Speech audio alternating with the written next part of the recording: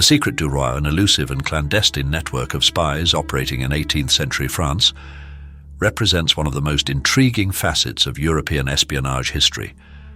This covert organization, masterminded by King Louis XV, functioned independently of the official state apparatus, reflecting the king's personal ambitions and anxieties. The Secret du Roi was established by King Louis XV in the 1740s, amid a period of intense international rivalry and intrigue. Unlike the official diplomatic corps, the Secret du Roi was a personal endeavor of the king, designed to further his own geopolitical interests and maintain a direct line of intelligence and influence across Europe. The impetus for creating such a network stemmed from Louis XV's growing distrust of his ministers and the conventional channels of statecraft, which he perceived as slow and often unreliable. The primary objective of the Secret du Roi was to safeguard France's interests by clandestinely influencing foreign courts and political developments. This network was particularly active in countries such as Russia, Poland, Sweden, and England. The king's agents were tasked with gathering intelligence, forging secret alliances, and even fomenting political unrest when necessary. These activities were conducted with utmost secrecy, often unbeknownst to France's own diplomats and ministers.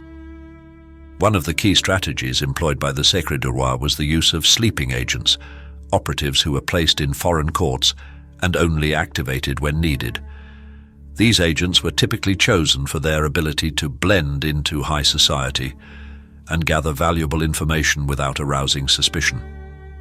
The network also relied heavily on cryptography and secret codes to maintain the security of their communications.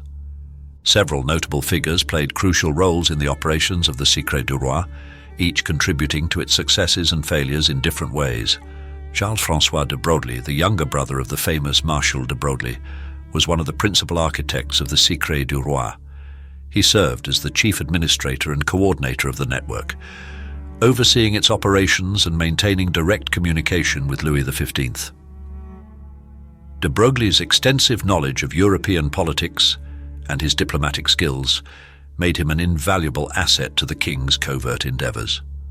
The Chevalier d'Eon, another prominent figure within the Secret du Roi, was renowned for his intelligence and daring. d'Eon's missions took him to Russia and England, where he gathered crucial information and influenced political decisions. His ability to navigate different social circles and his willingness to adopt various disguises, including living as a woman for several years, exemplified the lengths to which the Secret du Roi agents would go to achieve their objectives. Louis-François de Bourbon, the Prince de Conti, was a close confidant of Louis XV and an active participant in the Secret du Roi. His influence within the French court and his extensive network of contacts across Europe made him a key player in the king's covert operations. The Prince de Conti's support and guidance were instrumental in several key missions undertaken by the Secret du Roi. One of the most significant endeavors of the Secret du Roi was its involvement in the War of Polish Succession, 1733 to 1738. The network worked tirelessly to ensure the election of Stanisław Leszczyński, the father-in-law of Louis XV, to the Polish throne.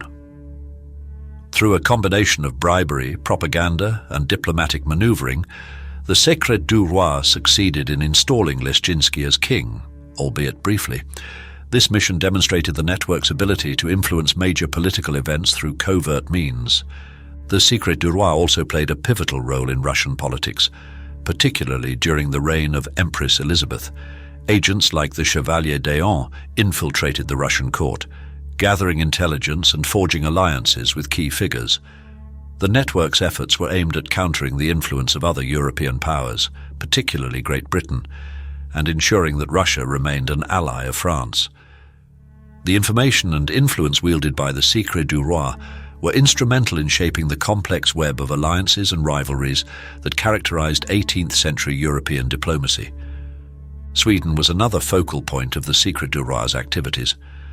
The network sought to maintain Sweden as a counterbalance to Russian and Prussian power in the Baltic region. By supporting pro-French factions within the Swedish court and manipulating political rivalries, the Secret du Roi aimed to secure a reliable ally in Northern Europe. This mission highlighted the network's strategic use of espionage and diplomacy to achieve long-term geopolitical goals.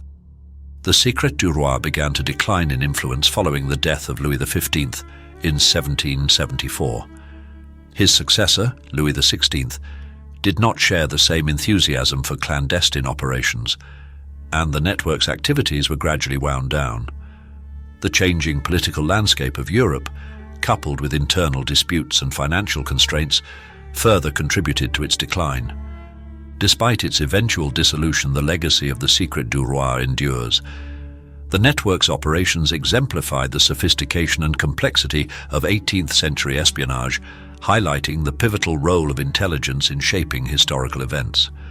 The Secret du Roi's activities also underscored the personal nature of monarchical power in pre-revolutionary France, where the king's private ambitions could dictate the course of national policy. The Secret du Roi remains one of the most fascinating and enigmatic chapters in the history of espionage.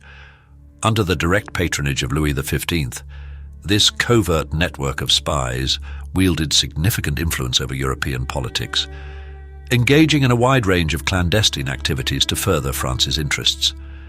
Through the efforts of key figures like Charles-François de Broglie, the Chevalier d'Eon, and the Prince de Conti, the Secret du Roi demonstrated the power of intelligence and covert operations in shaping the geopolitical landscape of the 18th century.